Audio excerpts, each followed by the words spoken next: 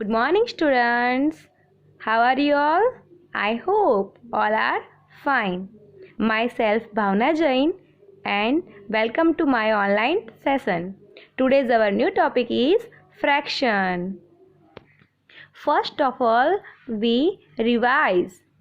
I know all are already learned in your previous classes, but we revise again.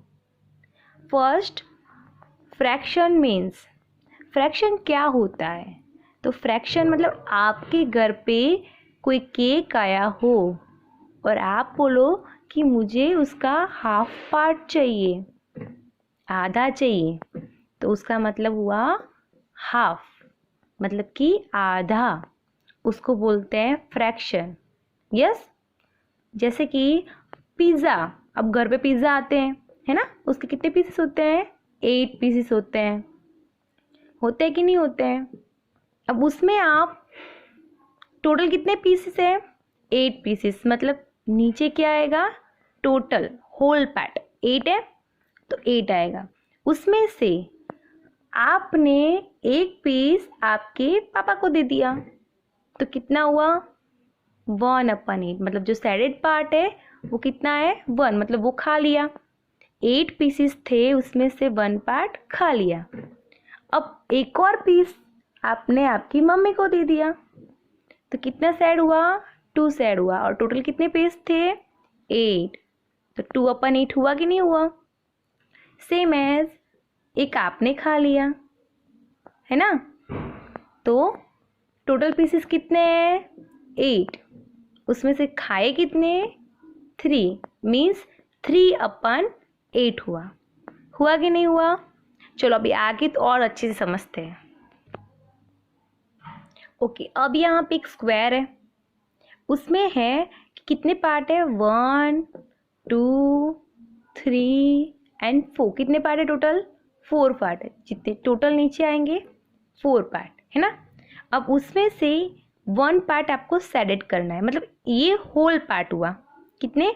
Whole. 4 parts इसके कर दिए, पूरा एक square था होल, उसके पार्ट्स कर दिए. इसको बोलते हैं parts of fraction. Parts of fraction. तो कितने पार्ट्स है? 4 पार्ट्स है ना. तो अभी 1 पार्ट पे हम सैड कर देते हैं तो आपको यहाँ पे क्वेश्चन आए कि कितने part shaded, right this shaded part. Okay, तो आपको यहाँ पे क्या लिखना है? 1. क्यों? क्योंकि यहाँ पे आपका 1 सैडेड है. ओके, अब यहाँ पे एक और पार्ट सैड किया जाए तो क्या बोलेंगे यहाँ पे? 2/4. यस, कि 2 सैड है एंड टोटल पार्ट कितना है? 4 पार्ट्स है ना. बट अभी 2/4 को हम 1/2 भी लिख सकते हैं. क्यों? क्योंकि ये हाफ पार्ट हुआ. 4 पार्ट्स में से 2 पार्ट सेड हुए हैं, ऑलरेडी सेडेड है. इसका मतलब क्या हुआ कि आधा पार्ट सेड कर दिया है, मतलब कि 4 का हाफ 2 होता है कि नहीं होता है, इसीलिए उसको बोलते हैं हाफ पार्ट. ओके, एक तो ये क्वेश्चन होता है कि सेड किया हुआ है और आपको उसका फ्रैक्शन फॉर्म डालना है. अब दूसरा क्वेश्चन ये रहता है कि आपको ऑलरेडी फ्रैक्शन दिया हुआ है, जैसे कि मैंने यहाँ पे लिखा 3/4. ओके, और अब आपको क्वेश्चन है कि 3/4 यहाँ पे सेट करो, तो आप क्या करोगे? टोटल पार्ट कितने हैं? 4. 1, 2, 3, 4. उसमें से कितने सेट करने हैं? तो ऊपर क्या लिखा है? 3, तो आपको 3 पार्ट सेट करने हैं. तो ये आपका क्वेश्चन बन गया. आंसर सॉल्व हो गया ना. ओके, एक और चीज़ यहाँ पे ध्यान देनी है, जो फ्रैक्शन फॉर्म होता है उसमें जो ऊपर वाला होता है उसको फ्रैक्शन की लैंग्वेज में न्यूमरेटर बोलते हैं. NUMERATOR, numerator. एंड नीचे जो होता है उसको बोलते हैं डिनोमिनेटर. क्या बोलते हैं? डिनोमिनेटर. DENOMINATOR. आपको याद रखना है ये चीज़. अब हम पढ़ेंगे टाइप्स ऑफ फ्रैक्शन, मतलब कि डेफिनेशंस. फर्स्ट है प्रॉपर फ्रैक्शन. प्रॉपर फ्रैक्शन क्या होता है? तो जिसका भी न्यूमरेटर और डिनोमिनेटर की कंपैरिजन होती है और उसके अंदर डिनोमिनेटर न्यूमरेटर से बड़ा हो। मतलब कि जैसे कि यहाँ पे मैं एग्जांपल लूँ तो 5/8। ओके, तो यहाँ पे आपको पता चल गया कि न्यूमरेटर कौन सा है और डिनोमिनेटर कौन सा है। जो किसी को याद नहीं रहता है तो एक चीज़ है, ये डिनोमिनेटर है और ये न्यूमरेटर है ना। तो डिनोमिनेटर का डाउन का भी डी होता है ना, डाउन यानी नीचे, तो नीचे वाला डिनोमिनेटर, ऐसे करके याद रखना, ठीक है। तो डाउन का भी डिनोमिनेटर। तो अभी ये यहाँ पे हम प्रॉपर फ्रैक्शन पे आते हैं। तो जब भी ऊपर वाला और नीचे वाला, मतलब कि न्यूमरेटर और डिनोमिनेटर की कंपैरिजन में यहाँ पे न्यूमरेटर छोटा हो, less than the denominator, numerator is less than the denominator, it's called proper fraction. Okay, समझे बेटा। यदि जो न्यूमरेटर होता है वो डिनोमिनेटर से छोटा हो, जैसे और बहुत सारे एग्जाम्पल्स है, जैसे हम ले सकते हैं 7/9, 5/10, 3/8, कोई भी, बस नीचे वाला बड़ा होना चाहिए, ऊपर वाला छोटा। ऊपर वाला छोटा है मतलब प्रॉपर फ्रैक्शन। क्लियर? न्यूमरेटर छोटा है मतलब प्रॉपर फ्रैक्शन। ओके, हम नेक्स्ट लेते हैं इम्प्रॉपर फ्रैक्शन। अब इम्प्रॉपर फ्रैक्शन की बात करें तो सेम एज प्रॉपर फ्रैक्शन जो रूल है वैसा ही उसका रिवर्स फॉर्म है, मतलब कि उसका उल्टा। प्रॉपर फ्रैक्शन में क्या था, न्यूमरेटर छोटा होता है ना। बट इम्प्रॉपर फ्रैक्शन में क्या होता है, न्यूमरेटर बड़ा होता है। दिख रहा है आपको बड़ा, न्यूमरेटर डिनोमिनेटर से बड़ा होगा। मतलब कैसे, तो एग्जांपल्स लेते हैं।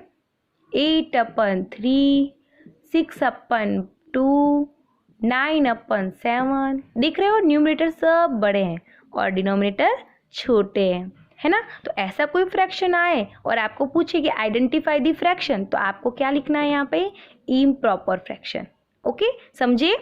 जिस इम्प्रॉपर फ्रैक्शन की डेफिनेशन है कि numerator is greater than the denominator, numerator is greater than the denominator, it's called improper fraction. Okay, next topic.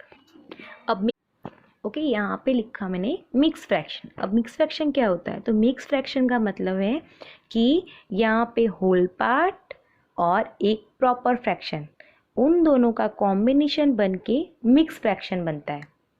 Just like आप मार्केट में जा रहे हो केक की शॉप पे और फिर वहाँ पे बोलते हो कि मुझे एक केक चाहिए, मतलब पूरा एक केक चाहिए और उसका एक और हाफ पीस चाहिए। हुआ, तो एक केक मतलब कि होल पार्ट और हाफ पीस मतलब कि यहाँ पे फ्रैक्शन फॉर्म आया ना। तो इसको बोला जाता है मिक्स फ्रैक्शन।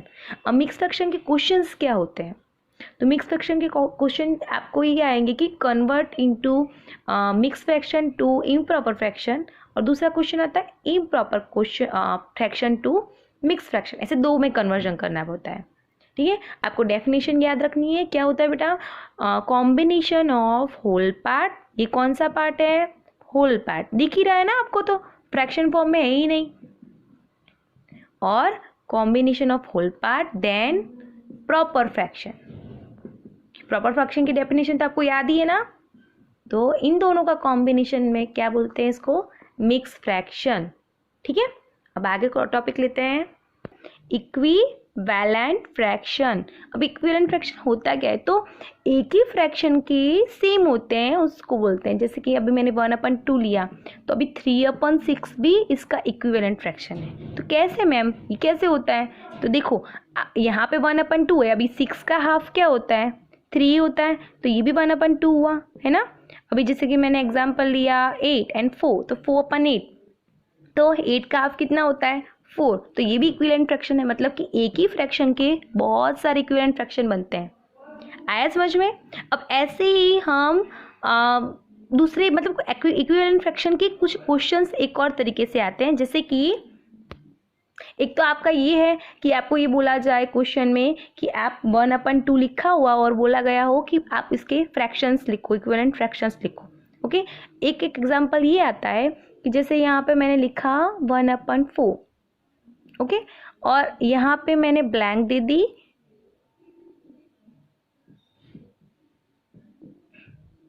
टू बॉक्सेस बना दी, और यहाँ पे बोल रहे हैं डिनोमिनेटर में कि यहाँ पे आपको 20 लाना है।